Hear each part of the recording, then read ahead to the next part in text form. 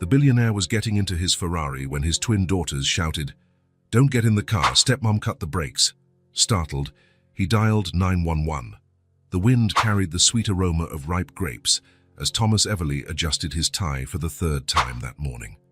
At 40 years old, he had closed dozens of deals, but something about this one made him uneasy. Maybe it was Leo Maddox's audacious proposal, or maybe it was just the natural anxiety of someone about to make a life-altering decision. "You're nervous." Vanessa appeared in the doorway of the office with that smile that always calmed him. At 26, she had a contagious energy that perfectly complemented his more reserved personality. "I'm not nervous," Thomas lied, running a hand through his hair. "Just thoughtful. This is an amazing opportunity, hun." She came closer and lovingly straightened his tie. "Maddox Industries has connections we can only dream of. Imagine our winery being distributed all over the West Coast." Thomas nodded. Leo Maddox had appeared out of nowhere 3 weeks ago, interested in forming a partnership. The man spoke with conviction about expansion, unexplored markets, and profits that could make any business owner's eyes shine. It was too tempting to be true. "Has he arrived yet?" Thomas looked out the window toward the main entrance. "He just called." "He's 5 minutes away." Vanessa checked her watch. "I prepared everything like you asked. The table's set on the terrace with a view of the vineyards. And I chose that 2018 Cabernet you're so proud of." Thomas smiled. Vanessa always paid attention to details. When they got married 2 years ago, she knew nothing about wine, but she learned quickly. She made a point of participating in every major decision, always with well-founded opinions. "Are the girls okay?" "They're playing in the garden. I promised they could meet the important man after lunch if they behaved." Vanessa laughed. "Sadie's already making up stories about how he's probably rich enough to own a castle." And Nora said she'll ask if he has horses. Thomas chuckled softly. The twins were his light after 2 dark years. Losing Sarah had been devastating, but Sadie and Nora kept him going.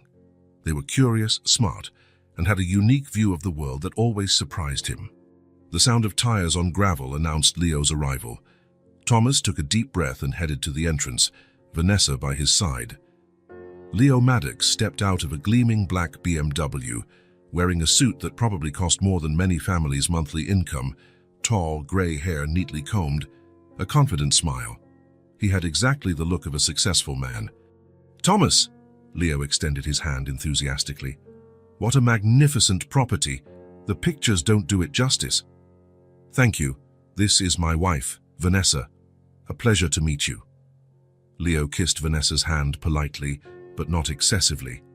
"Thomas has told me a lot about you. Said you have an exceptional vision for business." Vanessa blushed slightly. "He exaggerates, but I try to help however I can. Modesty is a rare quality these days." Leo smiled. "Shall we get down to business?" Thomas guided them to the terrace. The view was truly spectacular. Perfect rows of vines stretching as far as the eye could see, with mountains in the distance creating an almost cinematic backdrop. "Impressive," Leo murmured, clearly admiring. "How many acres?" 250. My grandfather started with just 20. A family history. That's priceless in today's market." Leo sat at the table and accepted the glass of wine Vanessa offered. "People want authenticity, tradition. That's exactly what we're looking for." During the appetizer, an arugula salad with walnuts and local goat cheese, Leo talked about his company, distributors in 12 states, contracts with major hotel chains, plans for international expansion. Every word was calculated to impress. "Our proposal is simple," Leo said as he cut into his grilled salmon. "We invest in expanding production, and you keep creative control. In 5 years, your brand will be on shelves across the country." "And what exactly would the initial investment be?" Thomas asked. $2 million to start. New equipment, hiring specialized staff, marketing campaigns." Leo paused for a sip of wine. "In return, we get 40% of the company." Vanessa almost choked on her water. 40%? "I know it seems like a lot," Leo said quickly, "but consider the growth potential. In 2 years, your 40% will be worth more than your current 100. Thomas chewed slowly, processing the information. It was a risky proposal, but Leo wasn't wrong about the potential. I need to think. Of course. It's an important decision. Leo leaned back in his chair. But don't take too long. We have other properties interested, and opportunities like this don't come often. Vanessa leaned forward. What kind of timeline are we talking about? Ideally, an answer by the end of the week. Leo smiled. I know it's fast, but the market won't wait. Joyful shouts of children echoed from the garden. Thomas looked toward the voices and saw Sadie and Nora running among the fruit trees, their blonde hair flying in the wind. They looked like two fairies in a fairy tale. Are they your daughters? Leo asked, following Thomas's gaze. Sadie and Nora, 5-year-old twins. Beautiful girls. They must be your number one priority. Thomas nodded. Always. That's exactly why this partnership makes sense, Vanessa said, gently touching her husband's arm. We want to give them the best future possible. This opportunity could ensure that... Leo raised his glass. To the future, then. Thomas hesitated only a second before toasting. The wine was perfect, the day was beautiful, and the proposal was tempting. Everything seemed to fit perfectly. While they finished dessert, peach pie made from Thomas's grandmother's recipe, the twins approached the table shyly. Daddy, can we meet the visitor now? Sadie asked, holding her sister's hand. Of course, princesses. This is Mr. Maddox. Leo bowed theatrically. It's an honor to meet two such lovely princesses. The girls giggled, but Thomas noticed they stayed close to him, as they always did with strangers. You have a beautiful family, Leo said, standing up. I hope we can work together to build something special. After Leo left, Thomas stayed on the terrace, watching the sunset paint the vineyards in gold. Vanessa joined him, resting her head on his shoulder. What do you think? She asked softly. It's a big decision, but a good opportunity. Thomas hugged his wife, breathing in the familiar lavender scent in her hair. We'll see. In the garden, Sadie and Nora kept playing, their laughter echoing in the late afternoon breeze. Everything seemed perfect, promising, full of possibilities, if only he knew what was coming next. The meeting with Leo Maddox left Thomas with conflicting feelings. As he put the proposal documents back into his leather briefcase, he tried to organize his thoughts. 40% was a significant chunk of everything his family had built for generations. On the other hand, the expansion Leo proposed could transform Everly Winery into something far bigger than his grandfather had ever dreamed. So, Vanessa entered the office after seeing Leo to his car. I think it went well, right? Thomas lifted his eyes from the papers. He's persuasive, I have to admit. Persuasive? Vanessa came closer, sitting on the edge of the desk. Thomas, he's offering exactly what we need: expansion, national distribution, potential international markets, at the price of almost half the company. Vanessa sighed, running her hand through her dark hair. You need to think about the future. The girl's future. Thomas studied his wife for a moment. In their 2 years of marriage, Vanessa had always shown genuine concern for the twins, even though she wasn't their biological mother. It had been a blessing to find someone who accepted not just him, widowed at 38, but also 2 young children who still missed their mom. I am thinking about them, he finally replied. That's exactly why I can't make rash decisions. Leo won't wait forever. He even said there are others interested. Basic sales pressure, Thomas smiled, standing up. Let's give it some time. I have a meeting with our accountant tomorrow. I want to hear his take on the numbers. Vanessa crossed her arms, visibly frustrated. Sometimes you're too cautious.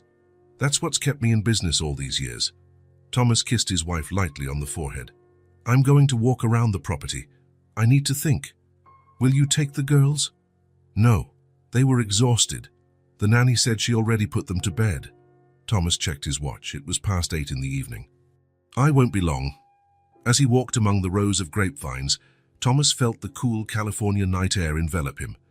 There was something calming about being there, touching the same plants his father and grandfather had tended. Leo's proposal meant expansion, maybe buying adjacent land, hiring more people. The winery would cease to be a family-run business and become a much larger commercial operation. Was that really the legacy he wanted to leave for Sadie and Nora? Thomas reached the natural lookout at the highest part of the property.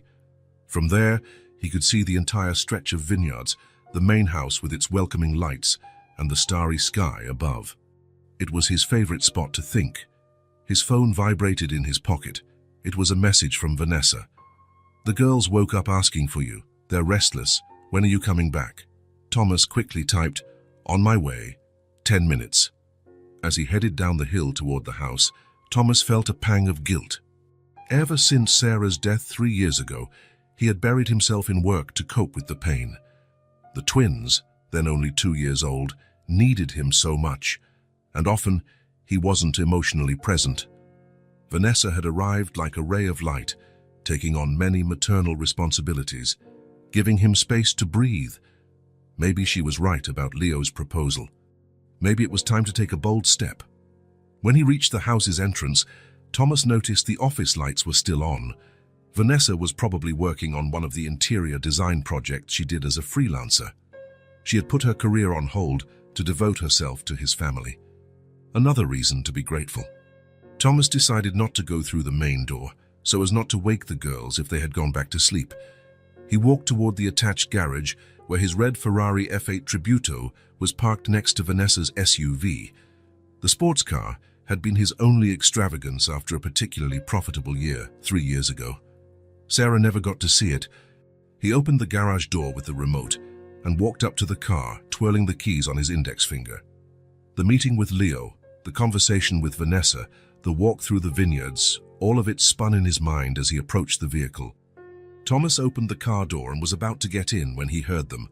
High-pitched, desperate screams coming from the garage entrance. "Daddy! Daddy! No!" Thomas turned around, surprised to see Sadie and Nora running toward him, still in their pajamas, their faces twisted in pure terror. "Don't get in the car." "Stepmom, cut the brakes." Sadie's words hit Thomas like a punch to the gut. He was paralyzed for a second, his brain trying to process what he had just heard. "What?" It was all he managed to say, while the girls clung to his legs. "She cut the brakes," Nora repeated, tears streaming down her face. "We heard her talking on the phone." Thomas looked at the car, the key still in his hand. Could it really be that Vanessa? No. It had to be some misunderstanding. The girls must have heard incorrectly, misinterpreted a conversation. But the terror in their eyes was real. Thomas knelt down, hugging them both tightly. "It's okay, princesses. It's okay. I won't get in the car." "She wants to hurt you," Sadie sobbed. "She said it would be an accident." Thomas's blood ran cold. He looked again at the car, then at the door leading into the house. There was no sign of Vanessa. "Go back to your room," he whispered to his daughters. "Pretend you're asleep. They'll take care of this, I promise." "You won't get in the car?" Nora asked, her blue eyes so much like her mother's, pleading. "I won't. I promise. Now go, quickly and quietly." The girls hesitated for a moment but then ran back inside. Thomas stood up slowly, his mind racing to put the pieces together. Could it really be possible? Carefully, he approached the car again. He slid into the driver's seat without closing the door. He wouldn't start it, of course, but he needed to check. He turned on the electrical system only, checking the instrument panel. Everything looked normal. With slightly trembling hands, Thomas grabbed his phone. He hesitated for a moment, then dialed 911. "911, what's your emergency?" The woman's voice on the other end sounded calm and professional. "I need to report a possible attempt at..." Thomas swallowed. The words sounded absurd. "I suspect my car's brakes have been tampered with." "Are you safe, sir?" "Yes, I didn't get in the car. My daughters warned me." "What's your address, sir?" Thomas provided the details of Everly Winery. The dispatcher promised a patrol car would be there in under 10 minutes, as there was one nearby. After hanging up, Thomas remained seated in the car, his mind in turmoil. Part of him wanted to believe this was all a horrible misunderstanding. Maybe the girls had watched some inappropriate TV show. Maybe they had a nightmare, but the fear in their eyes was too real. Thomas got out of the car and walked to the front of the vehicle. He knelt and tried to look underneath, but the garage lighting wasn't bright enough for a proper inspection. He wasn't a mechanic, but he knew the basics about cars. If someone had cut the brake lines, there should be visible signs. Thomas, what's going on? Vanessa's voice made him turn quickly. She stood in the door connecting the garage to the house, wearing the blue silk robe he'd given her for her birthday. Her face showed genuine surprise and concern, or was it the perfect mask? Were the girls awake? Vanessa asked, taking a few steps toward him. I heard voices. Thomas stood up slowly, watching every detail of his wife's expression. They came down here. Why? What happened? Thomas hesitated. Should he confront her directly? Without proof, relying only on the testimony of the girls? They were worried about me, he answered vaguely. Vanessa frowned. Worried? Why? Before Thomas could answer, blue and red lights lit up the garage entrance. The police had arrived with surprising speed. Thomas, why is there a police car here? Vanessa's voice rose an octave. What's going on? Two officers approached, a slightly older man with grey hair and a younger woman with a serious expression. Mr. Evelica, said the older officer, I'm Sergeant Reeves. We received a call about a possible sabotage to a vehicle. Vanessa's eyes widened. Sabotage? Thomas, what is he talking about? Thomas took a deep breath. My daughters warned me someone might have tampered with my car's brakes. What? Vanessa sounded genuinely shocked. Who would do such a thing? The younger officer walked over to the Ferrari. Is this the vehicle in question? Thomas nodded. Yes, it's an F8 Tributo, 2021 model. We'll need a tow truck to take it in for forensics, said Sergeant Reeves. In the meantime, we'd like to ask a few questions. Vanessa stepped forward. Is this some kind of joke? We're talking about our private property. You can't just take our car without a warrant. Ma'am, the young officer said calmly, we have a report of a possible homicide attempt. That gives us the authority to investigate immediately. Homicide? Vanessa put a hand to her mouth. My God, Thomas, what is happening? Thomas remained silent, observing her every reaction. Surprise, indignation, fear, all appropriate emotions for the situation. But something in her eyes looked calculated. Or was it just his imagination, fueled by his daughter's terrifying words?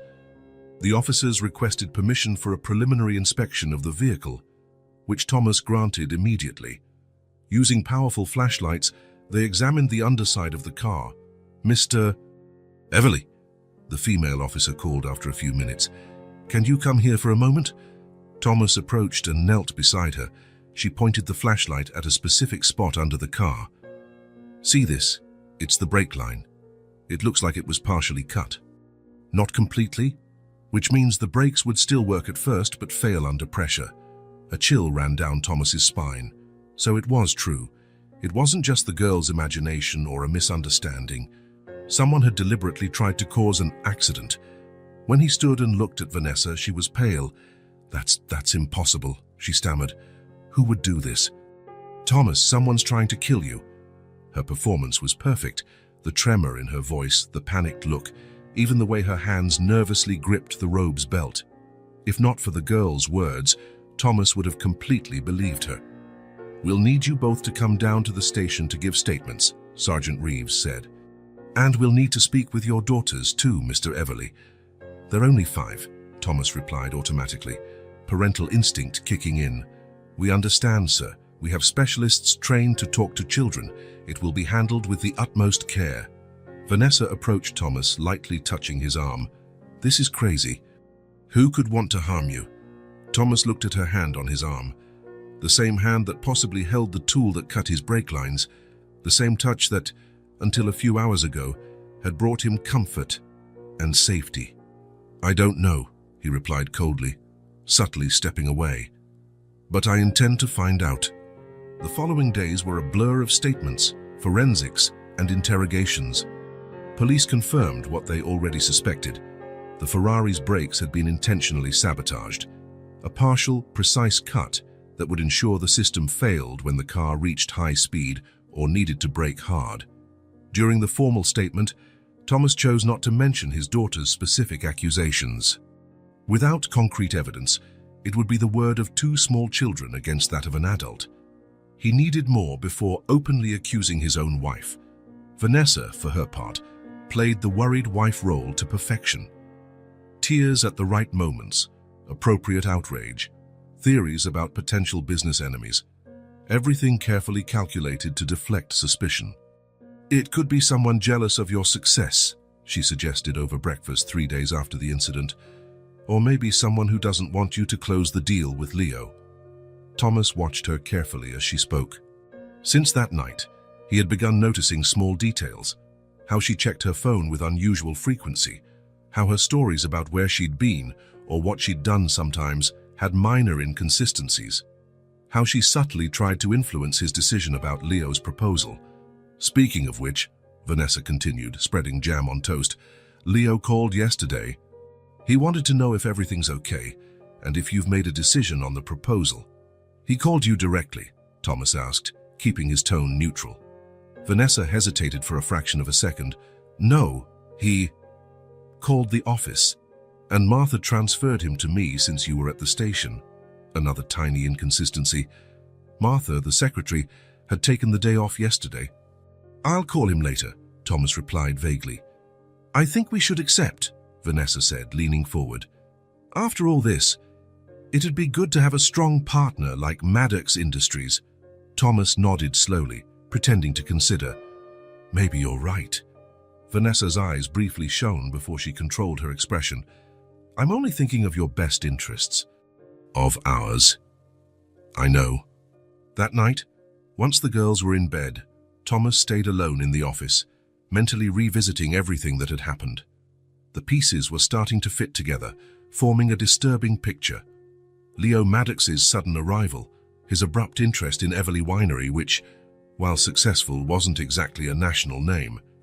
Vanessa's insistence on accepting the proposal, her unusual urgency, and now the sabotage that would conveniently have taken him out of the picture.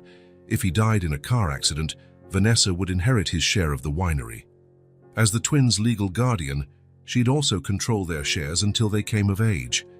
And if she was already negotiating with Leo, perhaps it wasn't a coincidence that Leo had called her directly. Thomas felt his stomach sink. How had he been so blind? How had he failed to see that the woman he'd married, the one he trusted with his children, could be capable of something so calculated and cruel? But there was still no definitive proof. And Thomas knew he had to tread carefully. If his suspicions were correct, Vanessa was far more dangerous than she appeared. For now, he'd maintain the facade of normalcy, pretend he believed in her innocence, observe, listen, gather evidence, and above all, protect Sadie and Nora. They, in their innocence and love, had already saved his life once. Because if there was one thing Thomas Everly would never forget, it was the terror in his daughter's eyes that night in the garage, the genuine terror of children who'd uncovered a terrible truth. Sometimes the monster doesn't hide under the bed or in the closet. Sometimes the monster wears the face of someone we pretend to love. Thomas spent the rest of the afternoon locked in his office, alternating between calls with his attorney and reviewing the contract for Leo Maddox's proposal. With every line he reread, more dark connections formed in his mind. Clauses about property succession, contingencies for unforeseen circumstances. Everything seemed deliberately vague and potentially dangerous. At 5 in the afternoon, he heard hesitant knocks at his door. It was Rosa, the housekeeper who had worked for the family for over a decade. "Mr. Thomas, the girls are asking for you. They wouldn't eat dinner." Thomas rubbed his tired eyes. "Thanks, Rosa. I'll see them now." "Sorry to ask, sir, but is everything okay?" The little ones seemed frightened. Thomas hesitated. Rosa was loyal and trustworthy, but he wasn't ready to share his suspicions yet. Not fully. "We're going through a difficult time, that's all." Rosa nodded, though she didn't seem convinced. "Mrs. Vanessa left about an hour ago. She said she was meeting a friend and might be back late. Thanks for letting me know." Thomas tried not to show his relief. A moment alone with his daughters was exactly what he needed. He climbed the stairs to the twins' room. The door was slightly ajar, and he could see them sitting on the colorful rug listlessly playing with their dolls. He knocked lightly on the doorframe. "Can I come in, princesses?" Identical faces turned to him, lighting up instantly. "Daddy!" they exclaimed in unison, running to hug him. Thomas knelt down, opening his arms to receive them. The weight of their small bodies against his chest, the smell of kids' shampoo, the warmth of their embraces, everything brought a wave of emotion that nearly overwhelmed him. These were the people he would live for, the ones he would fight for. "Rosa told me you wouldn't eat dinner," he said gently, pulling back to look them in the eyes. "We're not hungry," Sadie said, the more talkative of the two. "And why not?" The girls exchanged glances, that silent communication only twins seem to master. "We're scared," Nora finally admitted, her voice barely a whisper. Thomas felt his heart tighten. "Come on, let's sit down for a bit." He stood and walked over to Sadie's bed, sitting on the edge. The girls climbed up, one on each side of him.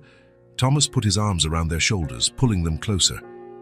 "You can tell me anything," he said gently. "Anything. Understand? I'll never be mad at you for telling the truth." Again, that look passed between the twins. "Is it about her?" Thomas asked, knowing he didn't need to specify who her was. Sadie nodded slowly. "She's mean, Daddy." "Why do you say that, sweetheart?" "She says bad things when you're not around." Thomas took a deep breath, bracing himself. "What kind of bad things?" "She talks on the phone," Nora began, her voice low. "To a man." "Do you know who that man is?" "She calls him Leo," Sadie answered. A chill ran down Thomas's spine. "And what does she say to this Leo?" The girls hesitated again. Nora looked down while Sadie bit her lower lip. "It's okay," Thomas encouraged them. "Remember, you can tell me anything." "She said she can't stand us anymore," Sadie finally said, tears shining in her eyes. "That she doesn't like kids." Thomas felt as if he'd been punched in the stomach. "When did she say that?" "Last night," Nora answered. "She thought we were asleep, but we were playing hide and seek." "And she was in the hallway?" "In the office," Sadie clarified. "The door was open just a little. We were hiding behind the big couch." Thomas nodded, encouraging them to continue. "She said that after—" Nora paused, searching for the right words. "After you were gone, she'd send us to a boarding school," Sadie supplied. "She said she'd send us to a faraway boarding school." Thomas clenched his fists unconsciously, trying to control the anger welling up inside him. "What else did she say?" The twins exchanged another look before Sadie continued. "She asked if the brakes had already been cut." Those words, spoken in his daughter's childlike voice, froze Thomas's blood. It wasn't just a vague suspicion now. It was real, terribly real. "Who cut the brakes?" he asked, struggling to keep his voice calm. "We don't know," Nora replied. "But she said it should look like an accident." "An accident on the road," Sadie added, her eyes wide. "On the curve near the lookout." Thomas knew that curve well. It was sharp and dangerous, with a steep drop on one side. Without brakes, at high speed, there'd be no chance of survival. "She laughed, Daddy," Nora continued, her voice trembling. "She laughed and said it would be perfect." Thomas closed his eyes for a moment, fighting the nausea rising in his throat. How could he have been deceived so completely? How had he not perceived the true nature of the woman he'd married? "You both did very well by telling me," he finally said, hugging them tighter. "You're very brave, girls." "You believe us?" Sadie asked, insecurity clear in her voice. "Of course I do. I'll never doubt you." "Stepmom said no one would believe us because we're just kids," Nora murmured. "She's wrong," Thomas declared firmly. "I'll always believe you, always." The girls relaxed a bit against him, seeming relieved to have shared their secret. "Is she going to hurt us too?" Sadie asked after a moment of silence. The question made Thomas's heart ache. "No, sweetheart. I'll never let that happen." "Promise?" "I promise." And it was a promise he intended to keep at any cost. Thomas stayed with his daughters for another hour, reading stories and trying to bring them back to a sense of normalcy. When they finally seemed relaxed enough, he helped them with their bedtime routine, brushing teeth, putting on pajamas, saying the prayers Sarah had taught them. "Good night, princesses," he said, kissing each one on the forehead. "Daddy's here, very close. If you need anything, just call." "Will you stay until we fall asleep?" Nora asked, her eyes pleading. Thomas nodded and sat in the rocking chair between their beds. He watched as they slowly lost the battle against sleep, their breathing becoming deep and steady. Only then did he allow silent tears to fall. They weren't just tears of sadness or anger, but of fierce determination. Thomas now knew, without a doubt, what needed to be done. Vanessa had tried to take his life. She planned to get rid of the girls, all for money, ambition, a partnership with Leo Maddox that had likely been arranged far earlier than he'd imagined. As he left the twins' bedroom quietly, Thomas felt the weight of the truth pressing on his chest. The pain now had a name, and two small but certain voices had exposed the betrayal in its rawest form. Now it was a matter of protecting his daughters and ensuring Vanessa could never threaten them again. It wouldn't be easy, it wouldn't be clean, but Thomas would do whatever was necessary, because some words, once spoken, cannot be ignored. Some truths, once revealed, demand action. And the words of his daughters, painful as they were, had finally opened his eyes. The morning sun filtered through the curtains of the master bedroom as Thomas opened his eyes. He had slept in the guest room again, claiming he didn't want to disturb Vanessa with his restless sleep after the incident. The truth was, he couldn't lie next to her without feeling repulsion and fear. He looked at the clock, 6:15 a.m. Vanessa usually woke at 7. He had enough time to put his plan into motion. He rose silently and went into the bathroom, looking at himself in the mirror. Dark circles underscored his face, but his eyes held renewed determination. After a quick shower, Thomas got dressed and went down to the kitchen. Rosa hadn't arrived yet. She usually came at 7:30. He made coffee and sat at the table with his laptop, sending a few encrypted emails to his attorney and to a private investigator he'd hired the previous day. At 7:05, he heard light footsteps on the stairs. He closed the laptop quickly and put on a neutral, almost resigned expression. The mask he'd decided to wear, that of a man shaken by the incident, but beginning to accept the official version that an outsider had sabotaged his car. "Good morning," Vanessa's melodic voice sounded behind him. She came over and kissed the top of his head affectionately. "You're up early." "I couldn't sleep much," Thomas replied, forcing a tired smile. "The police called last night after you went to bed," Vanessa commented, pouring herself some coffee. "They said they're stepping up patrols around the property, just to be safe." "That's good." Vanessa sat down across from him, seeming perfectly calm and well-rested. She wore a silk nightgown under a thin robe, her dark hair carefully arranged despite having just woken up.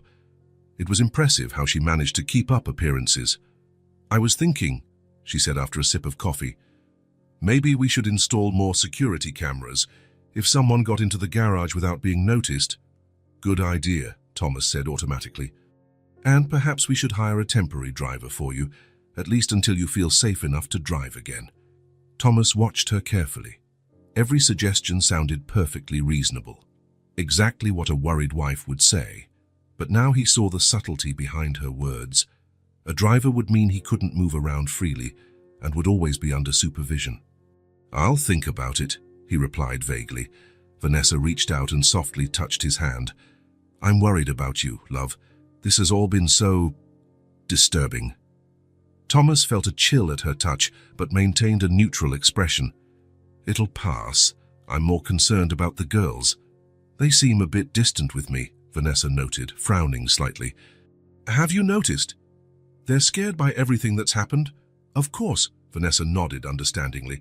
"I think we should do something special today. Maybe a picnic in the garden. Something to get them out of this tense atmosphere." Thomas studied her for a moment. She was really good at this. If it weren't for the girl's words, he would have believed in her concern, her desire to make everything normal. "That would be great," he agreed. "They'd love it." Vanessa smiled, appearing genuinely pleased. "I'll ask Rosa to prepare something special. And maybe I'll take the girls to pick flowers to decorate the table. I'm sure they'd like that." A comfortable, or seemingly comfortable, silence fell between them as they finished their coffee. Thomas noticed how everything looked normal on the surface. A couple having breakfast, discussing plans for the day, worried about their children's well-being. A perfectly domestic scene, except one of them had tried to kill the other. "Do you have any meetings today?" Vanessa asked, breaking the silence. "Just a call with the bank at 10. Nothing too important." Thomas deliberately downplayed his schedule. In truth, besides the call, He'd arranged a secret meeting with his attorney and a visit to the police station. Good. Then you can spend more time with the girls. They need to feel safe and to know everything's going to be okay. Thomas nodded, thinking about how Vanessa always mentioned the girls, always presented herself as the dedicated, loving stepmother. Now he saw the performance behind every word, every gesture. The rest of the morning passed with an almost surreal normality. The girls came down for breakfast in their pajamas, their blonde hair tousled. They tensed visibly when they saw Vanessa, but Thomas gave them a reassuring look that seemed to calm them. "Good morning, my darlings," Vanessa said sweetly, standing up to serve them pancakes. "Did you sleep well?" Sadie and Nora exchanged looks before nodding timidly. "We were thinking of having a picnic today," Thomas said, trying to ease the tension. "What do you think?" The twins' faces brightened. "Can we bring Sandy?" Nora asked, referring to the family's golden retriever. "Of course you can," Vanessa answered before Thomas could say anything. "I think Sandy needs a fun day too." Thomas watched as Vanessa moved around the kitchen, making more pancakes, pouring juice, acting like the perfect wife and stepmother. Occasionally, she'd touch his shoulder as she walked past, smile at the girls, or make small jokes to coax laughter out of them. Her performance was flawless, but the girls weren't convinced. They ate quietly, only responding when directly questioned, their eyes on their plates. Thomas felt his heart tighten at their discomfort. After breakfast, Vanessa announced she'd get everything ready for the picnic with Rosa's help. Thomas used the opportunity to take the girls upstairs to the playroom. "It's all right," he whispered once they were alone. "Remember what we talked about last night? We just have to pretend for a while." "I don't like pretending, Daddy," Sadie said, her lower lip trembling slightly. "I know, Princess, but it's like a make-believe game, only for a few days." "Will she leave after?" Nora asked hopefully. Thomas hesitated. He didn't want to lie to his daughters, but he also didn't want to burden them with the complexity of the situation. "We'll figure this out," he finally replied. "Trust me." The twins nodded, but the worry remained in their eyes. Thomas hugged them close, silently vowing to do whatever it took to protect them. The picnic was set up in a shaded spot in the garden, with a view of the vineyards. Rosa had prepared a basket full of sandwiches, fruit, cheese, and the chocolate cookies the girls loved. Vanessa spread out a checkered blanket on the grass and decorated the makeshift table with wildflowers picked from the property. Superficially, it looked like an idyllic family scene. Thomas watched Vanessa serve lemonade into the girls' colorful cups, fix the bow in Sadie's hair, and toss a stick for Sandy to fetch. Each gesture was calculated to project the image of a loving stepmother. "It's a beautiful day," Vanessa commented, gracefully sitting on the blanket. "Perfect for forgetting our worries, right?" "Yes," Thomas agreed mechanically. "The girls told me you read 3 stories to them last night." Vanessa smiled, looking at the twins who were playing with Sandy a few yards away. "You're a wonderful father, you know," Thomas forced a smile. "They're everything to me." "I know," Vanessa said softly, touching his hand. "It's one of the things I love most about you, how devoted you are to them." Thomas fought the urge to pull his hand away. Every touch from her now made him recoil, but he couldn't show it. "I can't imagine my life without them," he responded, looking directly into her eyes.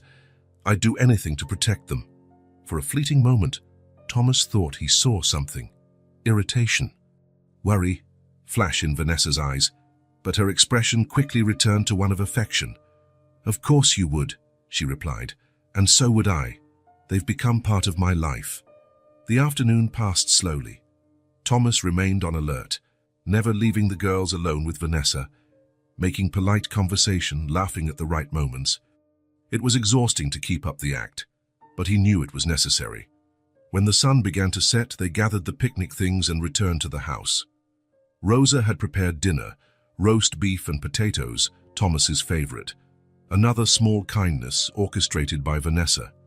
They sat at the dining table with candles lit and the meal elegantly served. Thomas found himself thinking about how everything seemed so normal. Was this the life he'd imagined when he married Vanessa? A blended family, candle-lit dinners, pleasant conversation about daily life. "You're quiet," Vanessa observed, pouring him more wine. "Just thinking," Thomas answered vaguely. "Anything specific?" Thomas hesitated, then decided to open a small crack in the facade. "About Leo's proposal, actually." Vanessa's eyes gleamed with thinly veiled interest. "Oh, I've been thinking a lot about it, especially after the incident." Vanessa put her fork down, giving Thomas her full attention. "And what conclusion did you come to?" "I'm still considering. It's a big decision." Vanessa took a small sip of wine, watching him over the rim of her glass. "With everything that's happened, you've actually been thinking about the proposal. I think it would be really good to accept." Thomas noticed how she tried to keep her voice casual, but there was an underlying tension, an anxiety she couldn't completely hide. "Why?" he asked, pretending curiosity. "Well, for several reasons," Vanessa said, placing her wine glass on the table. "First, we'd have the support of a bigger company with more resources. Second, we'd reduce our personal risks. And third," she paused, glancing quickly at the girls who were quietly eating, "it would secure the children's future." Thomas smiled, a smile that didn't reach his eyes. "You're right. Maybe it's time to take that step." Vanessa's face lit up. "Really? You're considering saying yes?" "I'm more than considering," Thomas replied, keeping his tone light. "I think I'll call Leo tomorrow and schedule a meeting to finalize the details." "Oh, Thomas, that's wonderful," Vanessa exclaimed, reaching out to clasp his hand. "I'm sure it's the right decision." Thomas noticed how she couldn't fully hide her sense of triumph, her bright eyes, the slight flush in her cheeks, the way her breathing quickened. All signs of excitement she tried to mask as simple approval. "Let's toast to that," Vanessa proposed, raising her glass. "To the future." Thomas lifted his glass to hers, maintaining a bland smile on his face. To the future. Inside, however, he was thinking how different that future would be from what Vanessa imagined. While she likely envisioned a life of luxury funded by his money, maybe even planning how to get rid of him permanently, Thomas was devising his own strategy. The rest of dinner passed in an apparently relaxed atmosphere. Vanessa spoke excitedly about the possibilities for expansion, new markets, and the benefits the partnership with Leo would bring. Thomas agreed, asked the right questions, and fed the illusion that he was completely convinced. The girls remained quiet, observing the interaction with watchful eyes. Occasionally, Thomas gave them reassuring looks, silently reminding them of their agreement.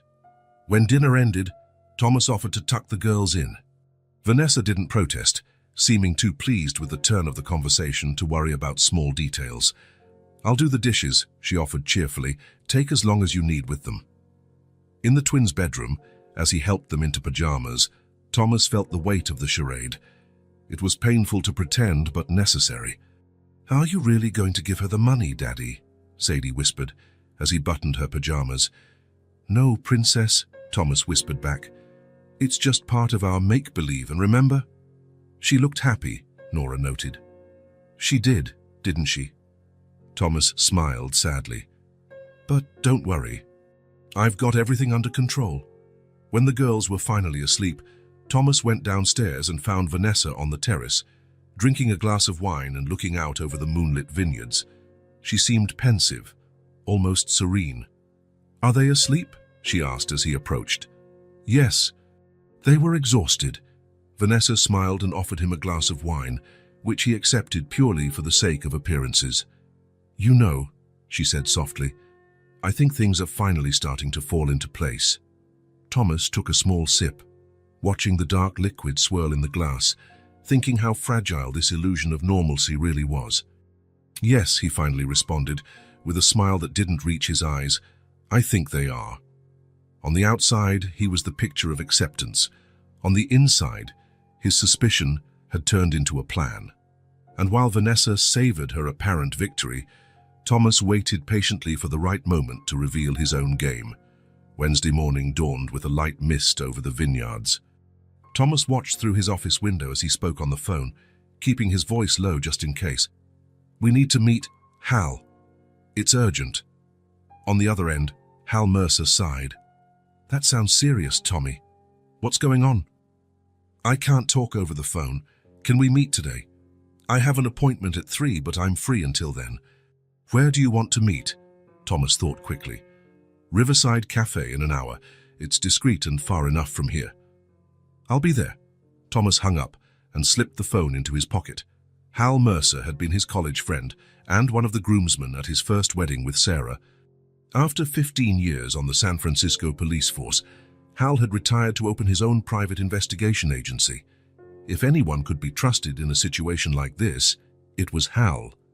He went downstairs and found Vanessa in the kitchen, preparing lunch with Rosa. She seemed especially cheerful that day, humming as she chopped vegetables. "I'll need to go out for an hour or two," Thomas announced casually. "I forgot to sign some documents at the bank." Vanessa looked up, a slight furrow in her brow crossing her face for an instant before her usual smile returned. "Sure, honey. Do you want me to come with you?" "Not necessary. It'll be quick and bureaucratic." "Well, don't be too long." "I'm making that risotto you love." Thomas forced a smile. "I'll try to be back for lunch." As he grabbed the keys to the SUV, he still hadn't replaced the Ferrari, which was in police custody. Thomas passed by the girls' room. They were sitting on the rug, drawing with colored pencils. "Daddy has to go out for a bit," he said softly. "Will you be okay with Rosa?" Sadie and Nora exchanged worried looks. "She's staying here?" Sadie asked quietly, not needing to specify who she was. "Yes, but Rosa will be with you the whole time. Remember our agreement? Pretend everything is normal." The twins nodded obediently, but Thomas could see the fear in their eyes. He knelt and hugged them tight. "I'll only be gone for a little while, I promise. Daddy's taking care of everything." "Be careful," Nora whispered, clinging to his neck. "I always am." Thomas drove swiftly along the winding road into town. Riverside Cafe was about 20 minutes from the winery, on a quiet street by the river. It was a place he and Sarah used to frequent before the twins were born, but rarely visited now, making it ideal for a discreet meeting. Hal was already there when Thomas arrived, seated at a back table overlooking the water. Even from behind, Thomas recognized the upright posture of the ex-cop. At 45, Hal was still in good shape, although his dark hair was now flecked with gray. "Tommy!" Hal stood and gave him a firm hug when Thomas approached. "Good to see you, even if the circumstances sound worrisome." Thomas sat, accepting the cup of coffee the waitress offered. He waited until she walked away before speaking. "I need your help, Hal. It's about Vanessa." Hal frowned. "Your wife? What happened?"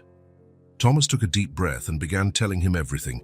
The brake incident, the daughter's revelations, the inconsistencies in Vanessa's stories, Leo Maddox's suspicious proposal. Hal listened closely, not interrupting, his expression growing more somber by the minute. When Thomas finished, he remained silent for a few moments, processing the information. "This is serious, Tommy. Attempted murder is not something you accuse lightly." "You think I'm overreacting?" Thomas asked, a hint of frustration in his voice. "I didn't say that." Hal raised his hands in a placating gesture. "I'm just saying we need concrete evidence. The girl's testimony is important, but a good lawyer could argue they misheard. And the cut brake lines. Probably the strongest piece of the puzzle, but we still need to link Vanessa directly to it." Thomas nodded, understanding the logic. "That's why I need your help. I want a full investigation into Vanessa and Leo Maddox. Past connections, finances, everything. Vanessa Crawford, right? And Leo's full name. Leonardo Maddox, CEO of Maddox Industries." Hal jotted down the names in a small notebook. "Any idea where to start?" Vanessa said she grew up in Seattle. Her parents died in a car crash when she was 19, and she graduated in interior design from the University of Washington. "I met her at a charity event in San Francisco 3 years ago. We started dating 6 months after Sarah died. And this Leo Maddox came out of the blue, right?" "Yes, 3 weeks ago. Claimed he heard about our winery through a mutual acquaintance, a wine distributor in Los Angeles." Hal made a few more notes. "I'll get on it immediately. But, Tommy, I have to ask, do you have a backup plan? If Vanessa tried to kill you once, she might try again." Thomas lowered his voice. "I'm pretending to accept Leo's proposal. I scheduled a meeting for next Monday. Until then, I'm maintaining appearances, acting like everything's normal. And the girls, they know enough to stay alert, but not so much that they're terrified. Rosa, our housekeeper, is always with them when I'm not home. Hal looked at his friend intently. You're walking a fine line, Tommy. If Vanessa suspects you know, she won't. I'm a good actor when I need to be. Still, be careful. Desperate people make mistakes, but they can also become extremely dangerous, Thomas nodded gravely. I know. That's why I need the evidence as soon as possible. I'll work on this day and night, Hal promised, finishing his coffee. But it'll take a few days to gather solid information. Meanwhile, keep your eyes open and don't let your guard down. Never. The two friends said goodbye with a tense hug. Thomas watched Hal leave the cafe, feeling a mix of relief and apprehension. He had finally shared his burden with someone, but that made the situation even more real. On the drive back to the winery, Thomas received a message from Vanessa. Leo called. He wants to move the meeting up to Saturday. I told him I'd check with you. Is that okay? Thomas felt a knot in his stomach. 3 fewer days to gather evidence. Even so, he replied, that's fine. Confirm with him. When he got home, lunch was already on the table. Vanessa smiled brightly at the sight of him, as if his mere presence lit up her day. The girls were quiet, but Thomas could see they were relatively calm. Rosa had probably kept Vanessa busy in the kitchen, away from them. Did you manage to get everything done at the bank? Vanessa asked while serving risotto. Yes, it was quick, Thomas answered casually. Did you confirm with Leo about Saturday? Yes, he was very happy. He'll bring all the revised documents. Thomas watched her excitement, so convincing that had he not known the truth, he would have believed her every word. Her ability to dissemble made her dangerous. The afternoon dragged on. Thomas locked himself in the office, claiming he needed to review some documents before meeting Leo. In reality, he was organizing evidence and finalizing an action plan based on whatever Hal might find. Around 4, he heard hesitant knocking on the office door. Daddy? Sadie's voice was soft. Can we come in? Thomas opened the door to find the twins standing in the hallway, looking nervous and excited at the same time. What is it, princesses?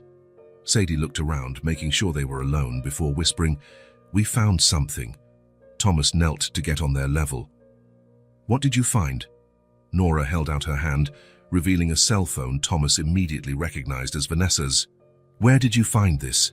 In the bathroom, Sadie answered. She was taking a shower and left it on the sink. Thomas hesitated. Going through Vanessa's phone was an invasion of privacy, but under the circumstances, You did the right thing bringing it to me, he finally said, taking the device. But we can't let her notice it's missing. Where is she now? Still in the shower, Nora said. Rosa said she's taking us to see Mr. Patterson's horses. We're leaving in 10 minutes. Perfect, I'll put the phone back before then. Now go get ready for your outing, okay? The girls nodded and ran off. Thomas closed the office door and examined the phone.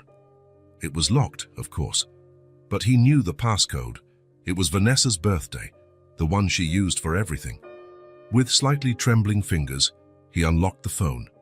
The home screen showed the usual apps, social media, email, messages. Thomas went straight to the messaging app.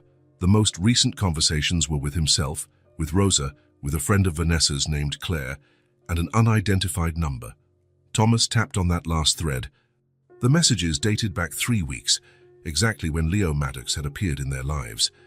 Thomas's heart pounded as he scrolled through. Did he agree to schedule the meeting? Unknown number. Yes, he's interested but cautious as always. Vanessa. How long do you think it'll take to convince him? Unknown number. A few weeks, maybe. He's stubborn about the family business.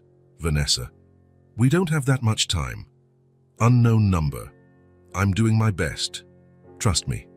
Vanessa. Thomas kept reading, feeling a growing weight in his chest. The more recent messages were even more incriminating. He still suspects nothing. Unknown number, no, he's completely in the dark. Vanessa and the other matter. Is it taken care of? Unknown number in progress. All according to plan. Vanessa. Good. Remember, after that, Everything will be ours. Unknown number. Thomas stared at the screen, a mix of nausea and anger surging within him. There was no explicit mention of the car sabotage or any plan to hurt him, but the insinuation was clear. The other matter could only refer to the murder attempt. Quickly, Thomas snapped photos of the messages with his own phone. Then he checked Vanessa's emails but found nothing particularly incriminating. She was too smart to leave obvious traces. He was about to check her recent calls when he heard the shower turn off in the master bathroom. Quickly, he slipped out of the office and went to the kids' bathroom, leaving Vanessa's phone on the sink, exactly where she might have forgotten it. Thomas returned to the office and sent the photos of the messages to Hal, along with a note. Evidence found on Vanessa's phone. Don't know who the unknown number belongs to, but I suspect Leo is using an unregistered phone. Hal's reply came almost immediately. Good job, this helps, but we still need more. I have some leads on Vanessa's past. I'll update you tomorrow. Thomas put his phone away at the sound of footsteps in the hallway. Seconds later, Vanessa knocked softly before opening the door. The girls are heading out to see the horses with Rosa, she said, still in her bathrobe with her damp hair wrapped in a towel. I thought maybe we could use this time to talk about the meeting with Leo. Thomas forced a smile. Of course. I was just thinking about that. Vanessa entered and sat in the armchair across from his desk. You look tense. Is everything okay? Just tired, Thomas lied. I haven't slept well since this incident. Understandable. Vanessa nodded, her face a mask of concern. But maybe that will change after the meeting with Leo. A fresh start, you know, something positive to focus on. Thomas studied her intently. How could she lie so blatantly? How could she sit there, feigning concern, when she was part of a plot to kill him and take his assets? A fresh start, he echoed automatically. Yes, that would be good. Leo mentioned we could even spend a weekend at his beach house after the deal is closed. Sort of a celebration. The girls would love the beach, don't you think? A shiver ran down his spine. The thought of taking his daughters anywhere near Leo and Vanessa, away from the safety of his property, was terrifying. Maybe, he replied vaguely. Let's see how things develop. Vanessa smiled, apparently satisfied with his answer. Well, I'll go get dressed. Then we can go over the key points of the contract. Great idea. Once Vanessa left, Thomas let out a long breath. The charade was becoming harder to maintain. Every fake smile, every forced agreement cost him tremendous effort. But now he had something concrete. Messages on Vanessa's phone. Not definitive proof, but a start. And with Hal investigating her and Leo's past, maybe he could gather enough evidence before Saturday's meeting. Thomas looked out the office window, watching Rosa and the girls walking toward the neighboring property where the horses were. Sadie and Nora seemed excited, skipping and gesturing animatedly. That sight reinforced his resolve. No matter the cost, he would protect his daughters. He would unmask Vanessa and Leo, expose their conspiracy, and ensure they never threatened his family again. And if that meant continuing to pretend for a few more days, looking into the smiling face of the woman who had tried to kill him, so be it. Because the truth, as painful as it was about to come to light. Thomas was in his office, his gaze fixed on the vineyard landscape outside. Late afternoon was giving way to twilight, painting the sky with orange hues that would normally fill him with peace.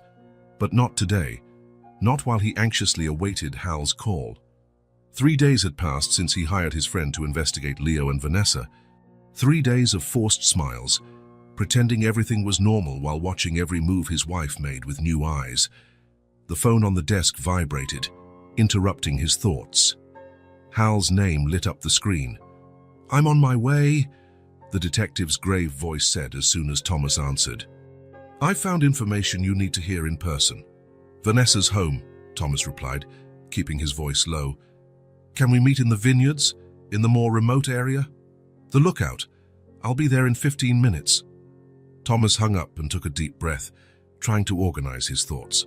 Hal's tone indicated significant discoveries. He went downstairs, finding Vanessa in the living room leafing through a decor magazine.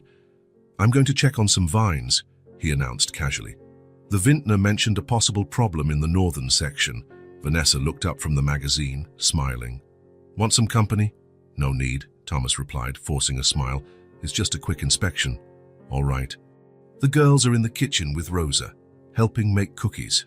Thomas nodded, relieved to know his daughters were occupied and safe. He left through the back door and followed the path winding between rows of vines. The lookout sat on the highest point of the property, a small natural platform that offered a panoramic view of the winery and, crucially, privacy. When he arrived, the sun was even lower in the sky, casting elongated shadows over the vineyards. A few minutes later, he saw Hal's black SUV parking discreetly near a storage shed. The detective climbed the path with an ex-cop's efficiency, quick, determined steps. "Tommy," Hal greeted him with a brief hug upon reaching the top. His face was serious, the lines more pronounced than usual. "What did you find out?" Thomas asked without preamble. Hal took a tablet from inside his jacket. "Let's start with the basics. Vanessa didn't visit her mother in Sacramento yesterday." Thomas felt a knot tighten in his stomach. She had left after lunch, returning only at night, claiming she'd spent the day with her mother, who was feeling ill. "How do you know?" "First, her mother doesn't live in Sacramento. In fact, from what I found, her parents lived in Seattle. Or rather, they did. Her father died 2 years ago, and her mother moved to a retirement home in Oregon." Thomas frowned. "She always said she was an only child, that her parents lived in Sacramento." "Another lie," Hal continued, swiping the tablet screen. "She has an older brother in Portland. As for her supposed visit, I have evidence of where she really was." He turned the tablet toward Thomas, showing an image from a security camera. Vanessa was seen entering the lobby of a fancy hotel, wearing sunglasses and a discreet hat. "The Ridge Mountain Resort. It's about 40 minutes from here, in the opposite direction of Sacramento." Thomas stared at the image, feeling a mixture of anger and confirmation of his suspicions. Was she alone? Hal swiped to the next photo. It showed Vanessa in the hotel elevator, with a man Thomas instantly recognized, Leo Maddox. "They booked an executive suite for 3 hours, Hal explained, his tone professional and distant. When they left, he walked her to the parking lot. Their behavior was intimate. Thomas felt the blood freeze in his veins. "Were you able to get any audio? Any idea what they discussed?" "No audio, unfortunately, but I hired a lip-reading expert to analyze security footage from the restaurant where they had lunch before heading to the suite." Hal showed another photo, this time of Vanessa and Leo sitting at a discreet table in the hotel restaurant. The specialist couldn't catch the entire conversation, but identified phrases like, "he suspects nothing" and "after Saturday." At one point, Leo mentions something about "when it's done" and "splitting the profits." Thomas remained silent, processing the information. The confirmation of his suspicions should have been shocking, but somehow he only felt a cold resolve growing within him. "And what about Leo? What did you find out about him?" "That's even more interesting," Hal replied, checking his tablet again. "Leo Maddox isn't exactly who he says he is. Maddox Industries exists, but not with the international reach he claims. It's a mid-level company with a history of legal problems, fraud allegations, lawsuits from investors, investigations for unethical practices." "And his connection to Vanessa? Did they really meet at that charity event like they claimed?" Hal gave a humorless smile. "Here's the most revealing part. I found a photo from an event in Chicago 8 years ago. He showed an image of a younger Vanessa next to Leo, both smiling for the camera at a gala. They've known each other for years, Tommy, and from what I can tell, they've worked together before on similar projects." "What kind of projects?" Thomas asked, though he suspected the answer. "It's always the same pattern," Hal explained, his tone grave. "Vanessa gets close to wealthy men, often widowers or divorced with children, earns their trust, often marries them. Then Leo shows up as a potential business partner, interested in investing or forming a partnership. And then, in at least 2 prior cases, the husbands had accidents after signing partnership documents with Leo, accidents suspiciously similar to your car's brake failure." Thomas closed his eyes for a moment, the magnitude of the conspiracy finally sinking in. When he opened them, his determination was unshaken. "And those other cases, were they investigated?" Yes and no. One was ruled an accident after a superficial investigation, the other raised suspicions, but evidence was mostly circumstantial. The victims were lonely men, without close family to push for deeper investigations. Different from my situation, Thomas observed. I have my daughters. I have you. Exactly, Hal agreed. Also, I've been checking their bank transfers. There are suspicious movements involving offshore accounts coinciding with the dates of previous incidents. Thomas walked to the edge of the lookout, gazing at the vineyards his family had tended for generations. The sun was now touching the horizon, bathing the vines in a golden glow. For a moment, he thought of Sarah. How she had loved this view. How horrified she would be by Vanessa's plan. "What do you want to do now?" Hal asked, breaking the silence. Thomas turned around, his face set in determination. "I'm going to schedule a meeting with Leo. I'll tell him I've accepted the partnership." "Are you sure?" "That could be dangerous. It's exactly what they expect. If I suddenly refuse, they might suspect I know something. We need to keep them confident, make them believe their plan is working."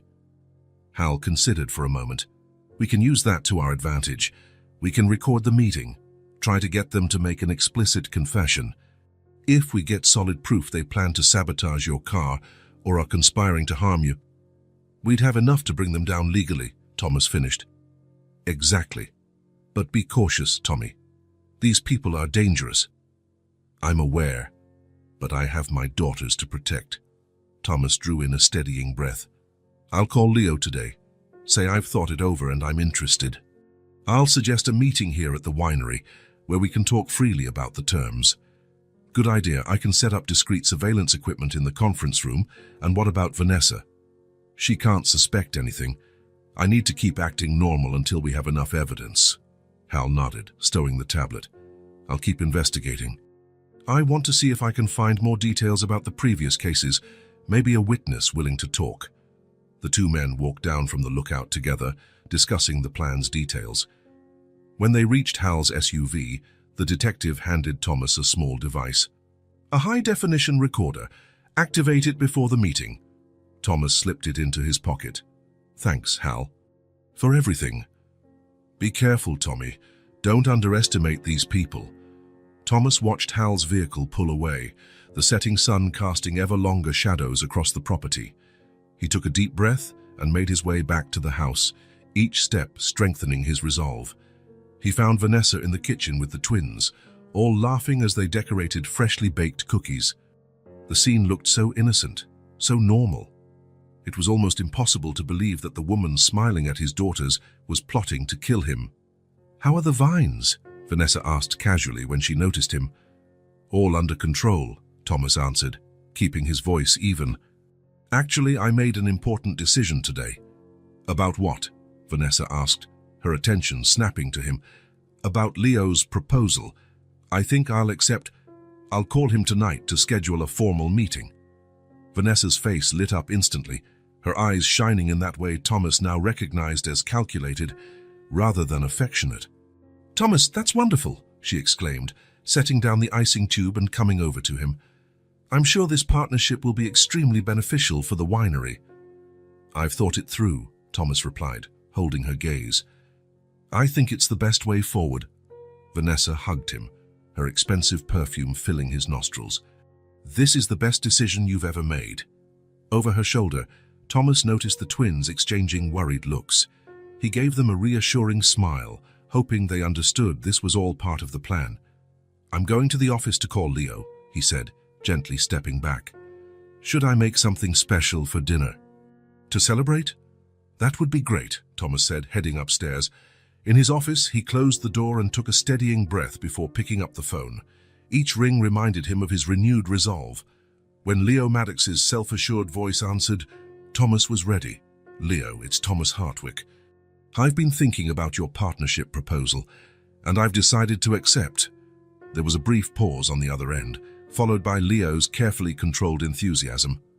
"Thomas, that's excellent. You won't regret it." "I hope not," Thomas replied. "Can we schedule a meeting to go over the details, maybe here at the winery?" "Of course, of course. How about Saturday?" "I'm free all day. Perfect. 2 in the afternoon, then. After hanging up, Thomas stood still for a few moments, looking out the window at the vineyards his family had cultivated for generations. Vanessa and Leo believed they were about to complete another successful con. Little did they know he was closing in on them. Saturday morning dawned with a gentle fog covering the Hartwick vineyards. Thomas looked out the bedroom window, already dressed in a crisp navy blue suit. It wasn't out of respect for his guests, but rather an understanding of appearances on this decisive day. The phone rang. It was Hal. "I'm on my way," the detective said in his gravelly voice. "I have critical information we need to discuss before the meeting." "The girls are already with Jennifer," Thomas replied. "She took them to spend the day in San Francisco." "Great. I'll be there in 20 minutes." Thomas hung up and exhaled. In the last 48 hours, he had barely slept. Every minute spent near Vanessa was an ordeal, maintaining the facade of excitement, while internally he seethed with anger and determination. He went downstairs, noticing how quiet the house felt without the girls' laughter. He felt a pang of longing, but also relief knowing they were safe, far from what would happen today. In the office, he checked the recording devices strategically placed. Everything had to work perfectly. The meeting would be held in the main winery conference room, a location chosen because it had only one entrance and exit, ideal for the planned operation. He heard a car pull up outside. Through the window, he saw Hal's black SUV parked discreetly near the employee's entrance. Thomas stepped out to meet him, away from Vanessa's curious eyes. "Tommy," Hal greeted him with a brief hug. His expression was serious, the lines around his eyes more pronounced than usual. "We need to talk in private." He led the friend to a small office adjacent to the winery, closing the door behind them. Hal immediately pulled out a tablet from inside his jacket. "I found something you need to know before they arrive," he said, voice low with gravity. "The woman you know as Vanessa Crawford doesn't exist." Thomas frowned. "What do you mean?" "Her real name is Elaine Mercer," Hal explained, showing an old ID photo on the tablet. "Born in Detroit, she has records of fraud in 3 different states, although she's never been convicted." Thomas stared at the photograph of a much younger Vanessa, dark hair and a hardened expression. She looked like a complete stranger. "What about Leo?" "Leo Maddox is actually Marcus Doyle. His background is even more interesting. Investigated for extortion, corporate fraud, and even a suspicious death. But he always manages to slip away due to lack of conclusive evidence or disappearing witnesses." Thomas felt a cold resolve spread through him. "They've been working together for how long?" "At least 8 years, Hal replied, scrolling to another image. A small newspaper article. "I identified 3 other cases with the same MO. She targets wealthy men, often widowers or divorced with kids, gains their trust, marries them, and then, coincidentally, a business partner emerges to invest in the victim's company. And then the accidents happen," Thomas concluded, the cold anger solidifying in his chest. "Exactly," Hal confirmed. "In 2 cases, the husbands died under suspicious circumstances after signing papers giving Vanessa or Elaine substantial control over their assets. In the 3rd, the man survived an attempted poisoning, but when he started to suspect, he was found dead, officially declared a suicide." Thomas stood, moving to the small window overlooking the vineyards. "And what about those encrypted emails you mentioned? Did you get more details?" "Yes, I managed to decrypt them partially," Hal said, showing another screen on the tablet. "They explicitly mention finishing the job after today's meeting and making it look like a natural accident like the others." A heavy silence fell between them for a few moments. Finally, Thomas turned around, his face set with determination. "Are the police in position?" "Yes. Detective Martinez and her team are ready. 2 officers in plain clothes are already on the property, posing as winery staff. Another 4 are in unmarked vehicles along the main road." Thomas checked his watch. "Leo should arrive in about an hour. Vanessa is probably getting ready." As if summoned by his words, they heard footsteps in the hallway. Hal quickly hid the tablet as Vanessa appeared in the doorway, looking stunning in a navy blue dress that accentuated her figure. "Oh, I didn't know we had company," she remarked, giving Hal a quick once-over. "This is Harold Jensen, a security consultant," Thomas said smoothly. "With the business expanding, I figured it was wise to review our protocols." "Nice to meet you, Mrs. Hartwick." Hal extended his hand, all professional composure. "Likewise," Vanessa smiled, shaking his hand briefly. "Thomas, shouldn't we be getting ready for the meeting? Leah will be here soon." "We're almost done," Thomas replied calmly. "Could you check if Rosa prepared the coffee and snacks for the conference room?" Vanessa nodded, giving Hal one last curious glance before leaving. When her footsteps receded, Thomas exchanged a meaningful look with his friend. "She suspects nothing," Hal observed. "Let's keep it that way," Thomas replied, adjusting the small mic hidden under his lapel. "Is everything set for recording?" "All operational. Detective Martinez is getting the live audio feed." The next hour crawled by. Thomas oversaw final preparations, while Hal slipped away discreetly to join the undercover police hidden on the property. Vanessa hovered nearby, her excitement barely contained, reflected in her nervous gestures and frequent smiles. Finally, precisely at 2 in the afternoon, a black Bentley pulled up to the property's entrance.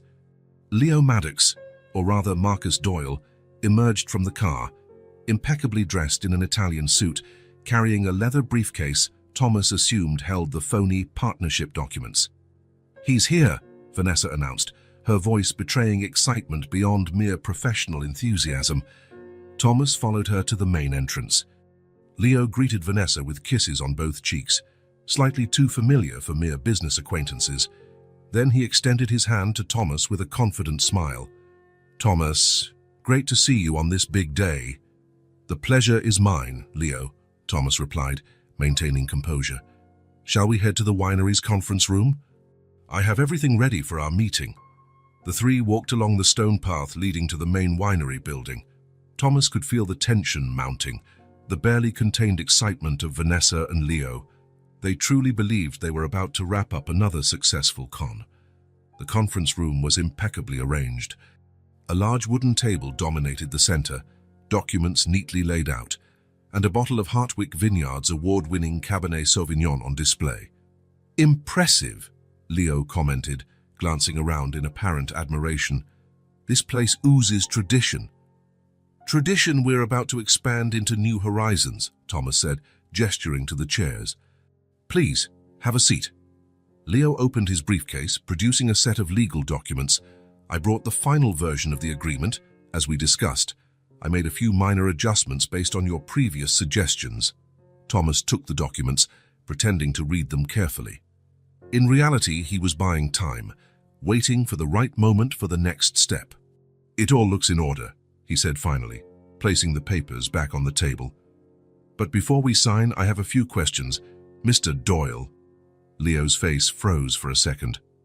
"Excuse me? Or do you prefer I call you Marcus Doyle?" Thomas continued, his voice now cold as steel. "That is your real name, isn't it?" Vanessa visibly paled. "Thomas, what are you talking about?" "I'm talking about the truth, Elaine," Thomas replied, turning to her. "Or should I say Vanessa? So many names, it's hard to keep track." Leo jumped up abruptly. "This is ridiculous. I believe this meeting is over." "Oh, it's not over," Thomas said calmly. "In fact, it's just beginning." As if on cue, the conference room door opened. Detective Martinez entered, followed by 4 uniformed officers. "Marcus Doyle, Elaine Mercer," Martinez announced formally. "You are under arrest for conspiracy, attempted homicide, fraud, and numerous other charges that will be formally presented. You have the right to remain silent."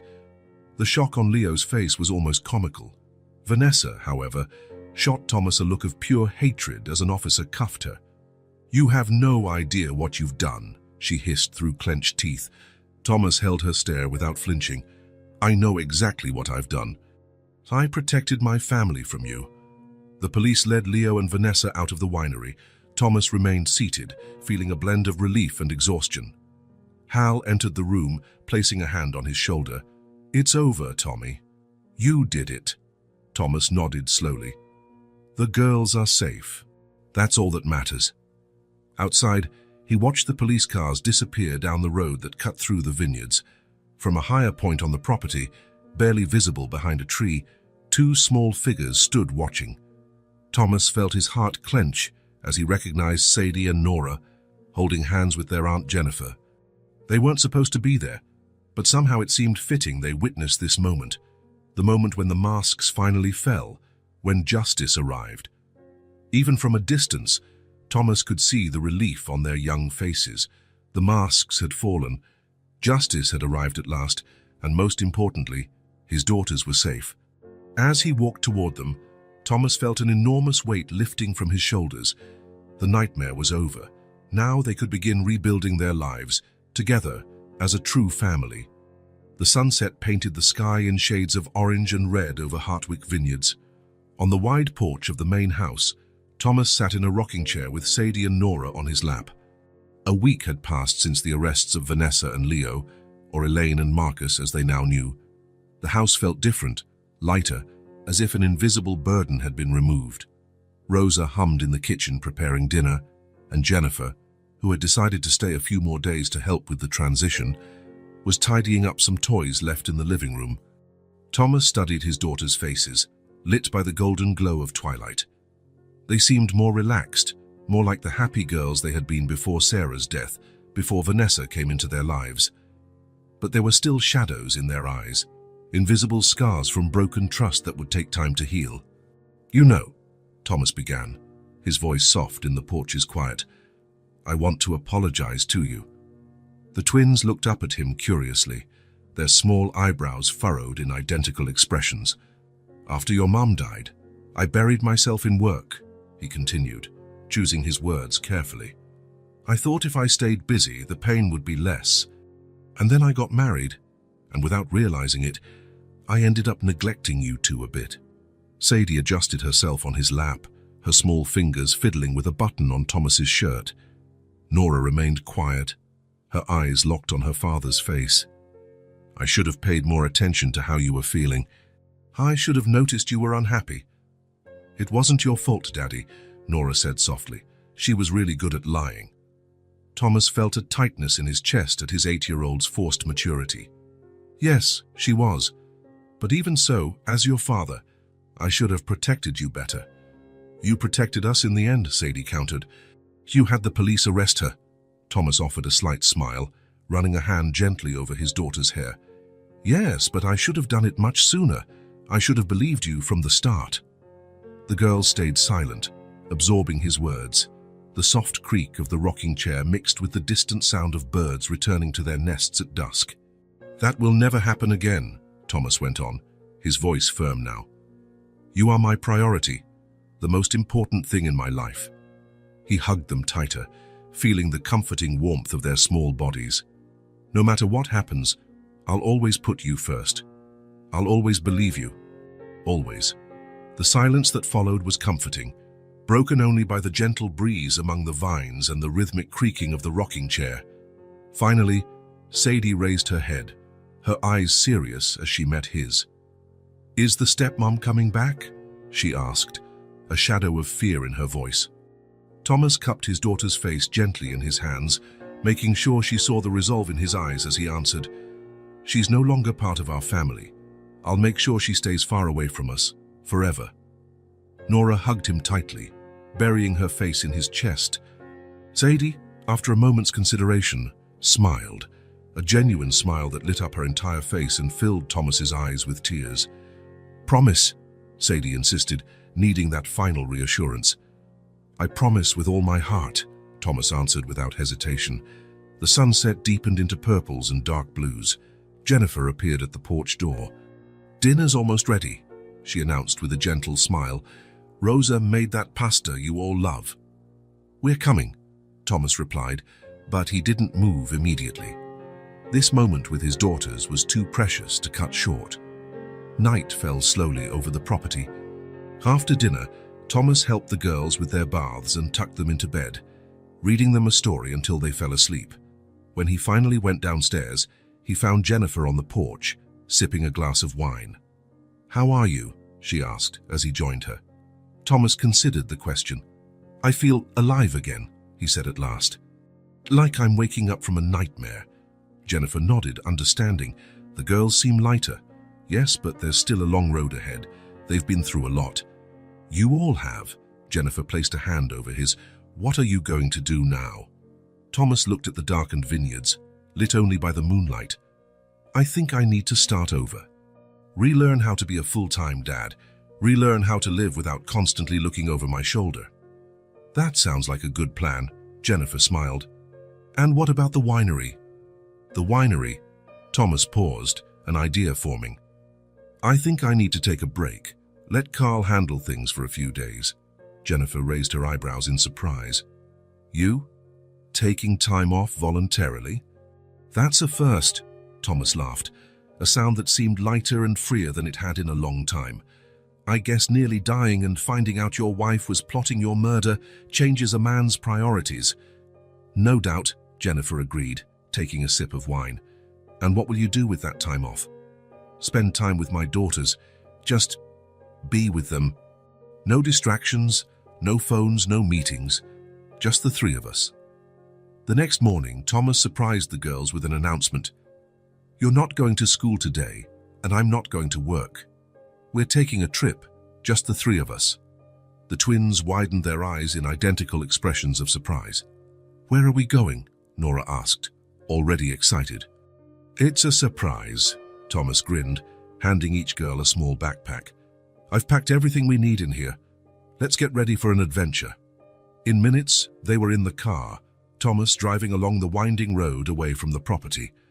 The girls stared out the windows, pointing at horses in pastures and birds in the sky with all the excitement of childhood. 40 minutes later, Thomas parked near a little-known nature park, a spot Sarah had loved and they hadn't visited since her death. A stream of crystal-clear water wound between ancient trees, and a small clearing offered a perfect place for the picnic he had prepared. I remember this place, Sadie exclaimed as they got out of the car. Mom brought us here when we were little. Yes, Thomas affirmed, feeling a gentle wave of nostalgia. It was her favorite spot. I thought it would be good for us to come back.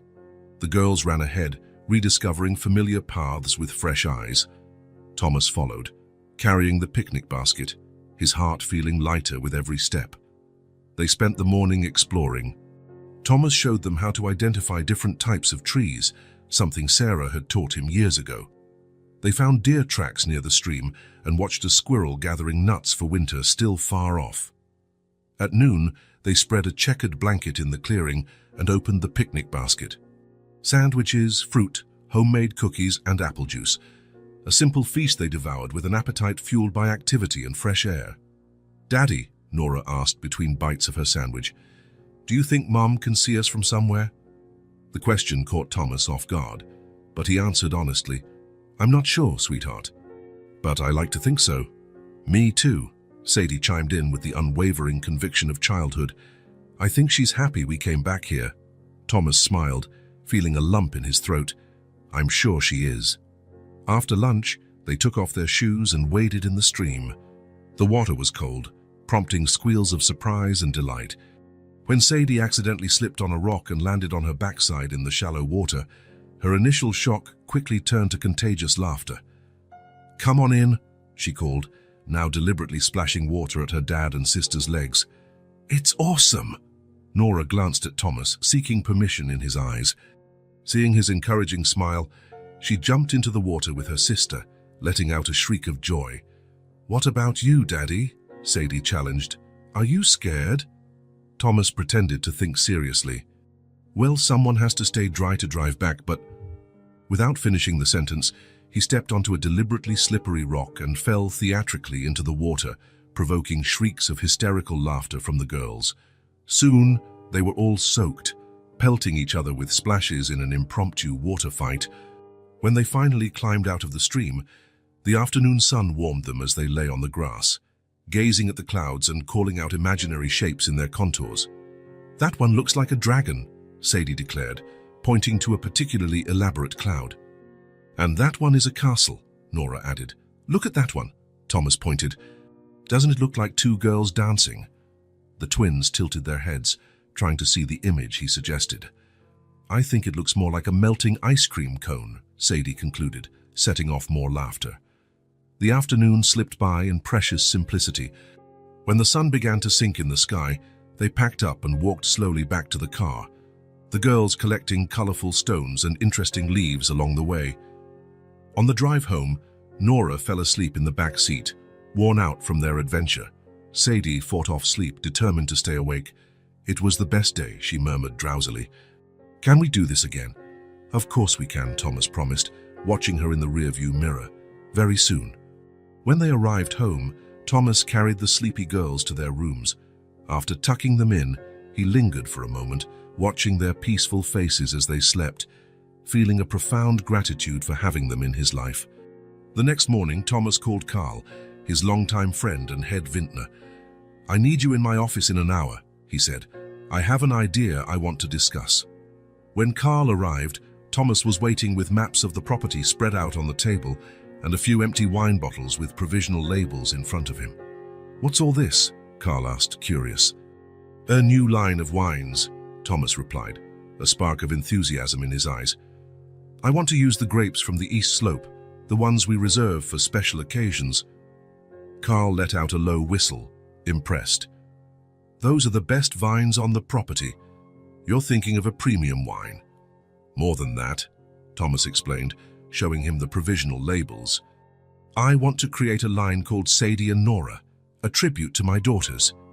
The label featured the silhouette of two girls holding hands against a backdrop of a sunset over vineyards. "That's beautiful, Thomas," Carl said, genuinely touched. "And commercially brilliant too." "What's the concept?" "Two varieties at first. A light, delicate rosé representing Nora and a bold, surprising red representing Sadie. Eventually, we might expand into a full collection." They spent the next hour discussing technical details, fermentation processes, label design, and marketing strategies. By the time Carl left, Thomas felt more energized than he had in years, not by the prospect of profit or recognition, but by the chance to honor what truly mattered in his life.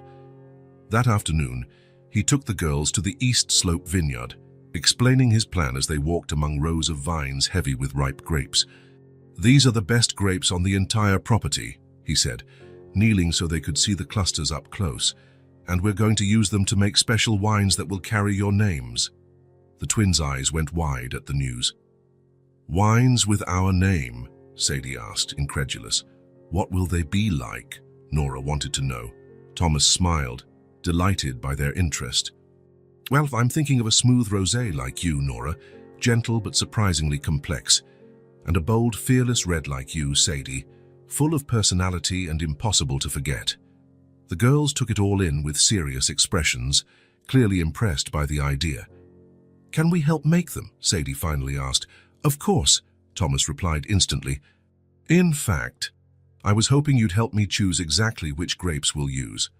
He spent the next hour teaching them how to spot the most perfect grapes, explaining how every decision, from the moment of harvest to the length of aging, would affect the final product. "You'll own the winery one day," he said as they headed back to the house, the sun beginning to set. "It's important you learn all its secrets." "Like Mommy did?" Nora asked.